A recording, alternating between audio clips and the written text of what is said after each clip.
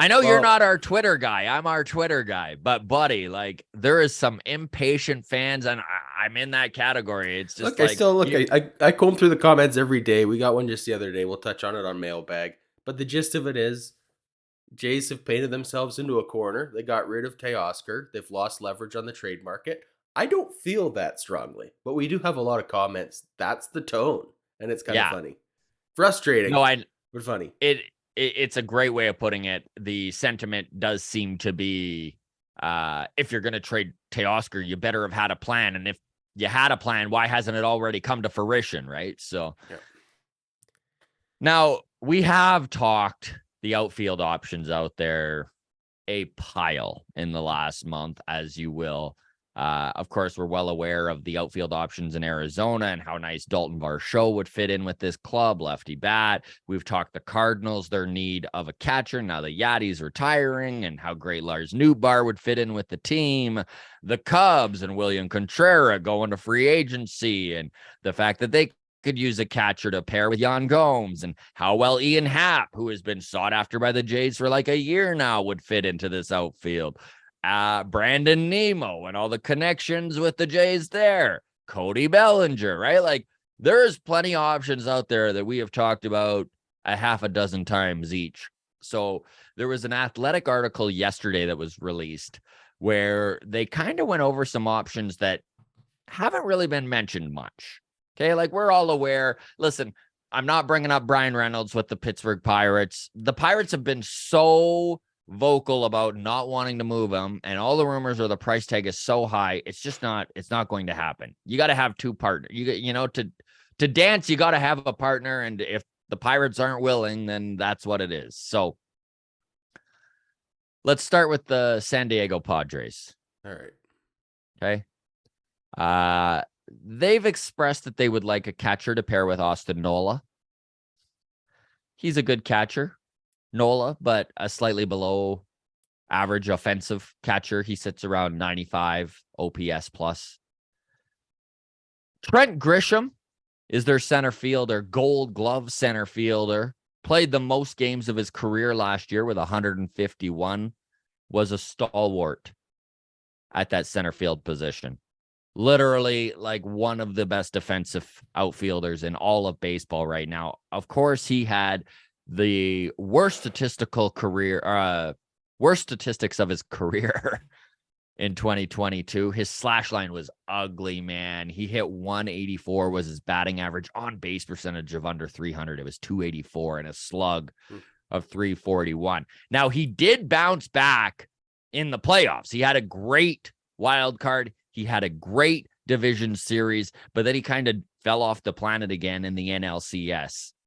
He's a bounce back candidate and a bit of a roll of the dice. And this is kind of what I don't like about it, especially considering it's probably still going to take Danny Jansen to bring him on board. He does have some years of control. He did show in the past that he was proficient with the bat. This is definitely going to be a step down in production from Teoscar and a step up in defense. Whether this washes out in the end for wins above replacement and whether it's adjusted to weather, we need to wait and see. But yeah, Trent Grisham is an interesting bounce back candidate. My only problem with this, are you cool to give up a Danny Jansen for a roll of the dice? No, and this is kind of the spot we've talked earlier in the offseason, is that I don't think we get rid of a catcher just for the sake of doing it. And that feels like what this move would be. Yes. Like a desperation play of like, well, we got to do something. And I don't think we're there. I mean, if we're going to be that focused on defense, I'd rather just spend the money on Cody Bellinger. Yeah. Agreed. Did I lose you, Scott? No, You're I'm still here. Okay. It was just you looked very still. Yeah. While you were waiting there. All right. Yeah. No, my apologies. I think yeah, I don't have an issue with this per se. I mean, it's doesn't doesn't get me excited. And I think if we're moving a catcher, it's got to be Yeah. something that really does get me excited. You know where I'm all right with getting Trent Grisham is if we don't move a catcher. If they can manage to go out and make this trade and still keep all of their um area of strength, their trade pieces for pitching, which is this catching trio. If they can maybe move some prospects to bring in a Trent Grisham, I'm all right with that. We need something in the outfield right now. I'm not excited about Grisham, and I'm not by any means at the point where I'm like, we just need to fill a spot. But there is I, some upside there. I would just, I don't want to move a catcher unless a pitcher's coming back, I guess Yeah. I mean, change my mind, but I don't mean you. I mean, the Jays could always Yeah. surprise me with something that really does tinkle my fancy. But yeah, How right does off the how does top, I just everyone how does everyone watching feel like, and please drop your comments below here when it comes to a guy like Trent Grisham and going all in on defense? Are you prepared to give up the asset that is a Danny Jansen to fill that type of hole? Because again, honestly, man, and I know you feel the same way. If we're going to go that route, I would far rather them spend some money on Cody Bellinger. yeah, no, me too. I'm right there with you. It is interesting to note this athletic article does say the Padres have also expressed interest in Oakland's Sean Murphy. So I Yes. just pulled up his. He had a really good season. Yeah, Uh, Sean Murphy is the other catching available catcher out there. so he did get MVP votes this year. Uh, Finished 22nd, so it wasn't exactly like a contender for it. But I mean, that just speaks to the quality of season he had. A 250 batting average, OPS 759, and 18 home runs. But Yeah. what really stands out to me, 148 games played. That's Yeah. massive for a catcher. He was Um, very similar to Kirk in that when he wasn't behind the dish, he was DHing. And that's how good his bat is, or productive, anyways. Yeah.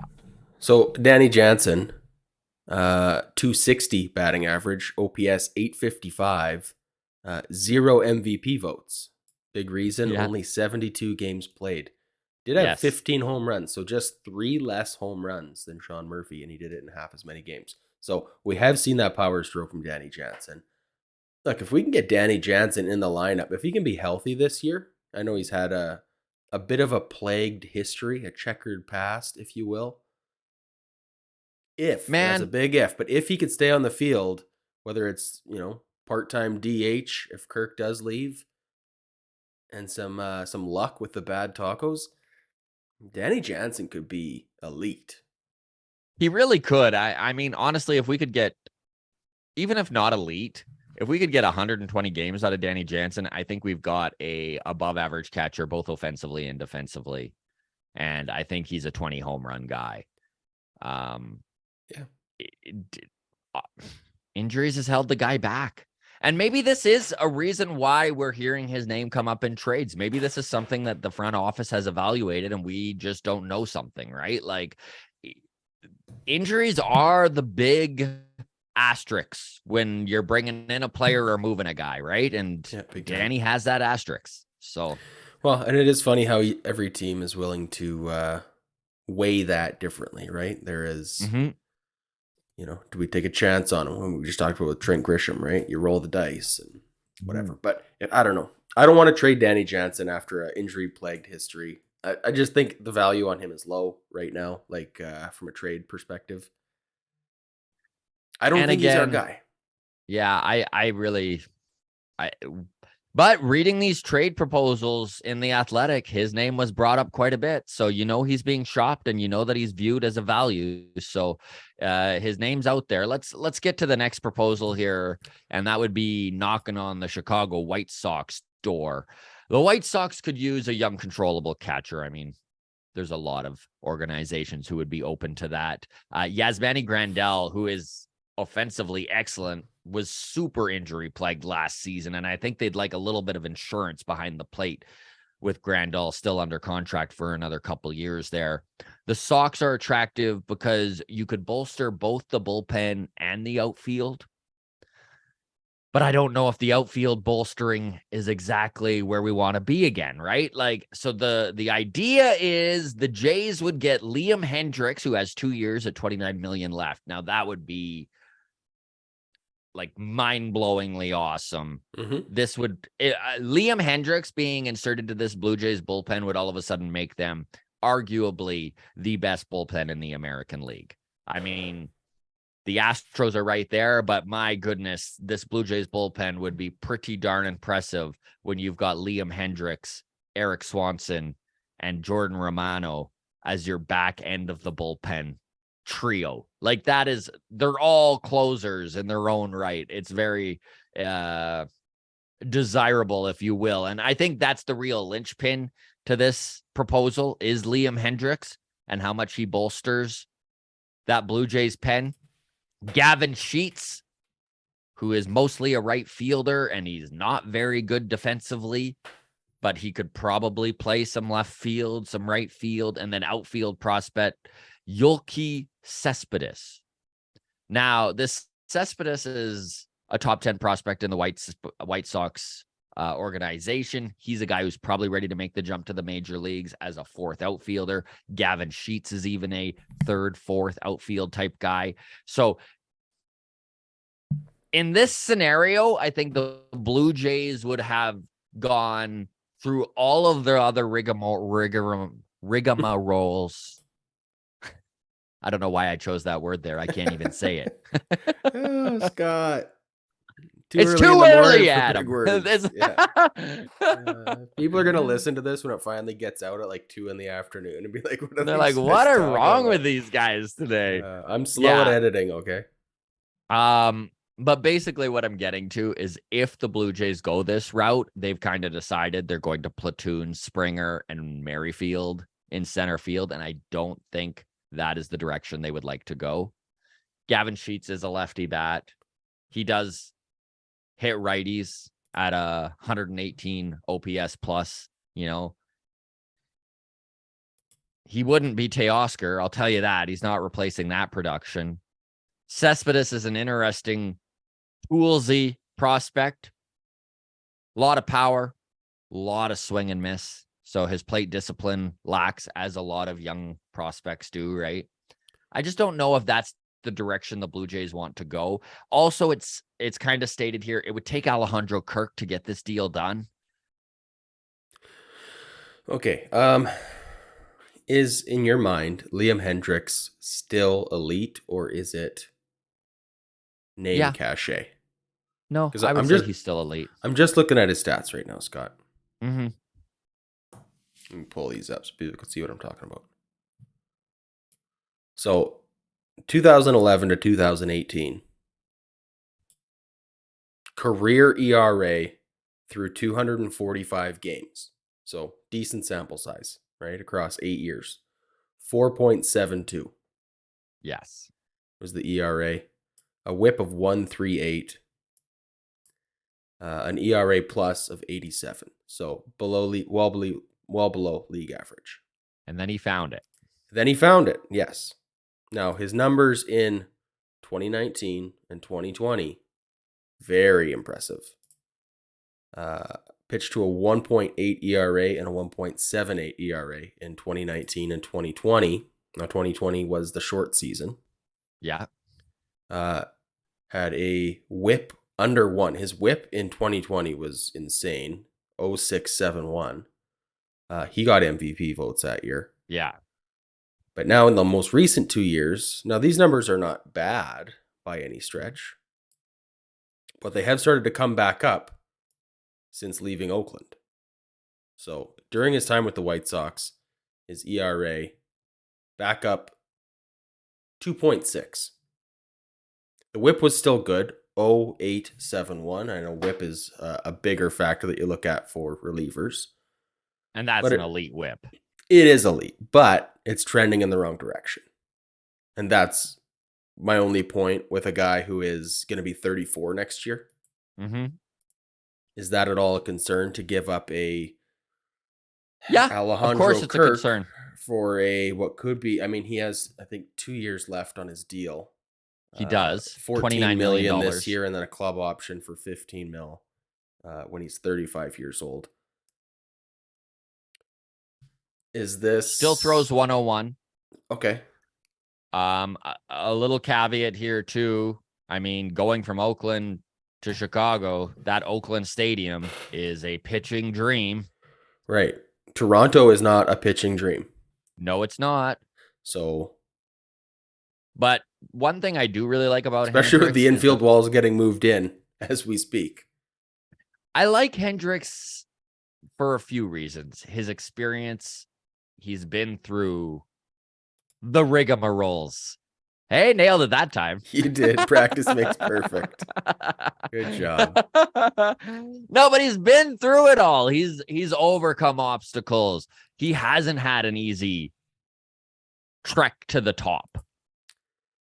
And if you're going to give me a guy who has a 0.8 whip and a 2.6 ERA, even if that is a trend down, yes, please. You know, his age does concern me a little, but honestly, you look at all these stud closers, you know, the Kenley Jansens, the Craig Kimbrells, they kind of just hit a point where they just know how to pitch. Yeah. I mean, I just don't know if I want to give up Alejandro Kirk for a bullpen arm and 2 lottery ticket outfielders. Gavin Sheets is who he is. Yep. You know, like, and this is why these are the not so often talked about trade proposals, right? Like, well, this is the creative solutions that aren't necessarily the obvious ones and something similar. And they could work out, man. Yeah. Like, it could work out, right? It's just, I just don't like the idea of giving up one of our best assets, and in return, the best piece of the trade that we get back is an aging star. Yes. On essentially a rental contract.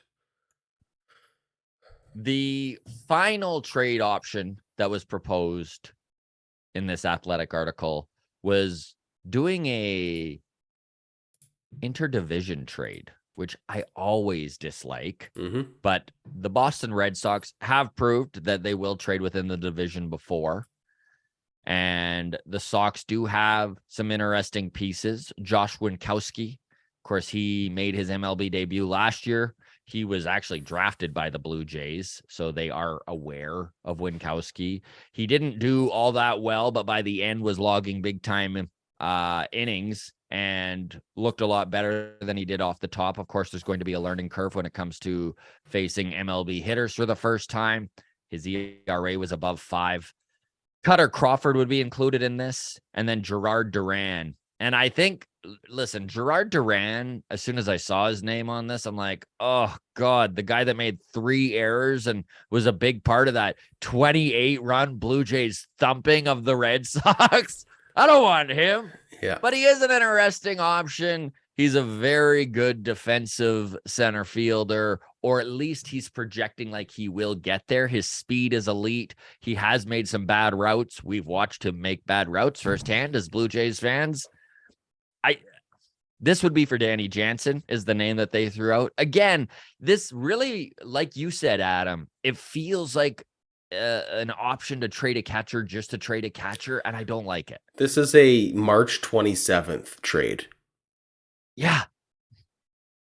Right? Yeah, this is every other thing has fallen through. I still truly believe free agency is the way this front office is going to go to address the outfield hole. I really think Brandon Nimmo is still big on this list. And as time goes on, it seems like maybe his price isn't as high as everyone had originally thought. We'll need to wait and see there. I would prefer a flyer on a Cody Bellinger where it's just money than giving up an asset like Danny Jansen to go out and get a Trent Grisham. You know, like there's just, of all of these options, not one of them got me excited. Even as I'm reading through them, I kind of felt like, ugh. And I try not to be biased. I know we both do, right? We're also honest and we are biased. Like everyone watching, guys, we're biased. We're Jays fans. We can't help it. Maybe I'm overvaluing Danny Jansen. Maybe I'm overvaluing Alejandro Kirk. I just feel like these returns aren't enough. And if you're going to move a guy where you're like, is it enough? I want a pitcher coming back, right? Like, I want to be like, At least we got a number 3 starter now. We really appreciate all of you within the walk-off community. This thing continues to grow and become an animal of its own. It's a little bit overwhelming, but honestly, we love talking Blue Jays baseball and all the interaction that you folks are involved with us. Thank you so much. Discord, feel free to join it. That is always free. The show, or the link is in the show notes. You can follow us on Twitter at Walk Off Podcast, on Instagram, the Walk Off Podcast. And if you are watching on YouTube currently and you're not subscribed, we'd really appreciate if you hit that subscribe button. All the best, everybody. Cheers.